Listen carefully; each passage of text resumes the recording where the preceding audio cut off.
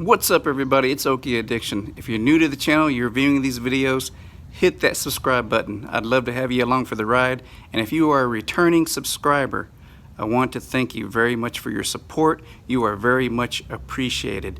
Remember, stay safe, stay true to yourself, and live your best life.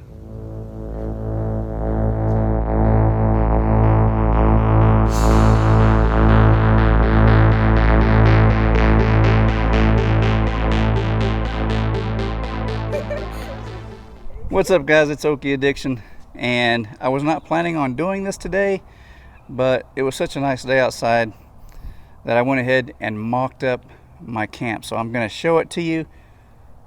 My family's making fun of me over here. So this is Miss Okie, and there's my youngest one right there. What's up? Miss Junior Okie. All right, so I'm going to show you my gear here.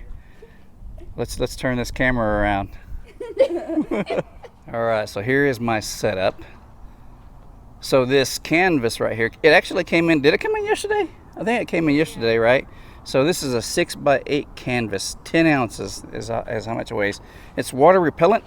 It's not water resistant, but it will be. Well, it's water resistant, but it's not waterproof, but it will be waterproof by the time I get finished with it. I basically wax all my canvas and make it pretty much impenetrable by rain or moisture. And I'm going to use this Otter Wax Fabric Wax. It's probably going to take more than one bar, but basically you just rub that bar all over this canvas and then use a hair dryer, and it'll seep into the canvas. And you just keep doing it until it no longer seeps in. When it no longer seeps in, then it's saturated, and then you let it cure for a week or two and use a soft bristle brush to brush off any excess wax. Not too hard, because you don't want to create any spots where it's not going to be waterproof. Now, I went ahead and used paracord on every one of my grommets. And some people don't use them on all of their grommets, but I use them on every single one, because it's better to have it and not need it than to need it and have to get out in the rain and try to fabricate you something. And while I was setting this up earlier, one guy was asking me, how come I don't just use my tent stakes here in the little grommet holes? Well, because if I do that, then it'll be all the way on the ground, and I won't get any air movement through there. You want a little bit of ventilation, so on hot days you can get a little bit of breeze through. And even on rainy days, even on rainy days, it could be really muggy in there. So that's why I always use a paracord and guy it out. And you'll notice that I have a little opening right here. Did that on purpose. I actually have it hooked right here by a ball bungee. So if I wanted to close it, I just unhook that ball bungee right there. And now I can flip it around.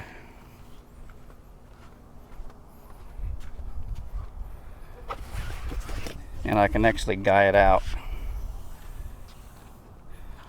And once I got it out, it'll give me a little bit of once I guy it out, it'll give me a little bit of blockage right there. So that's kind of nice. But then whenever I want a little bit more ventilation, I just flip it back around. I just flip it over, and then I'll attach it to that grommet right down there, and it'll keep it up. Now, how am I securing all this? Well, these little bungee balls are really nice, and what they are U-Comfort ball bungee, 25 pieces, 4 inches long. Now they do make different sizes. I opted to go with the 4-inch, and then paracord. What's this thing called? It's called a PS Cook, and it's basically a lanyard keeper. Way better than pulling out a rat's nest and having to untangle all that stuff. And then I also ordered this heavy duty tarp clips. These, all you do is you turn this little knob and it'll tighten it up on whatever you want to hold or secure. And then I've got the ball bungees to give me a little bit more options on what to do. Now these on here are not for any particular function. I just put them on here just to keep track of them. But you can use this for all kinds of applications. Nice in a pinch whenever you don't want to get out and tie a bunch of knots. And then this right here is all my gear. I'm going to get some assistance here because it's kind of hard. Actually, here, I'll show you. This right here is my hammock tarp. Check, throw that in. Hammock, check, we're going to throw that in there. And this is the hammock straps. So check, throw that in. And then we've got my Whisper Light camp stove, uses a fill bottle. Got my filter and coffee cup. Check, we're gonna throw that in there. They're throwing stuff at me.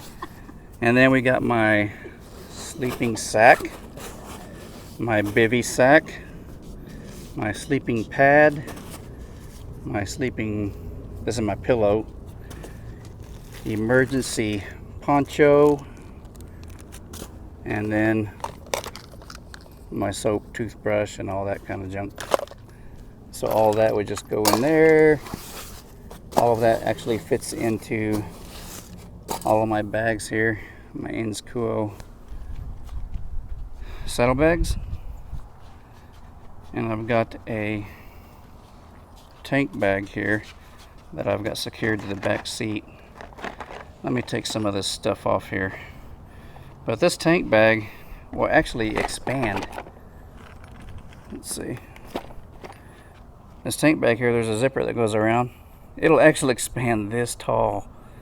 So it gives me a lot of space. And if I had a passenger, then I just move the tank bag over to the tank. I'm not stuck in one configuration. And if I don't have a passenger, then I put it back here and I have my own little backrest there. I like having this backrest back here because it gives me a little bit of extra security, that knowing that this bag is not going anywhere. Yeah, so that's it. I just kind of mocked it up because it is better to mock up your camp in your front yard and find something wrong with it than being 200, 500 miles away from home and then figuring out that, oh crap, this is not good. I should have tested this while I was at home when I could have done something about it. So I always do that with all my gear. When I go out getting ready to go camping or something like that, I set up my tents, make sure everything is good. Because I remember younger, my wife and I, we went out and bought a tent and we tried. Well, how far did we travel? We traveled like several hours away, like 3 hours away. And we got there, took the tent out, couldn't figure out what was going on, and then finally figured out that we were missing some tent poles, that we were missing some pieces from the tent pole, and that was kind of sucky. So I don't do that anymore. Do what? We lost a whole day of camping. Yes, we lost a whole day of camping. Young and dumb. Yeah, we were young and dumb at that time. But now we're older and wiser.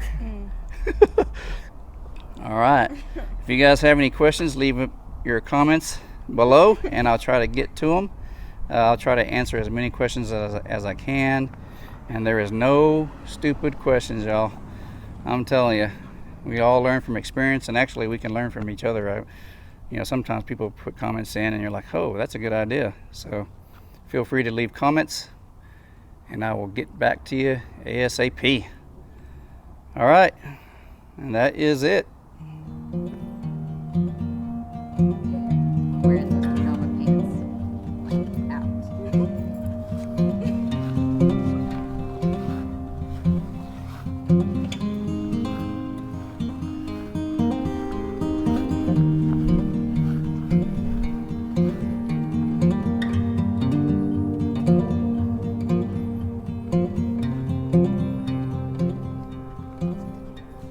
Oh, I forgot to tell you.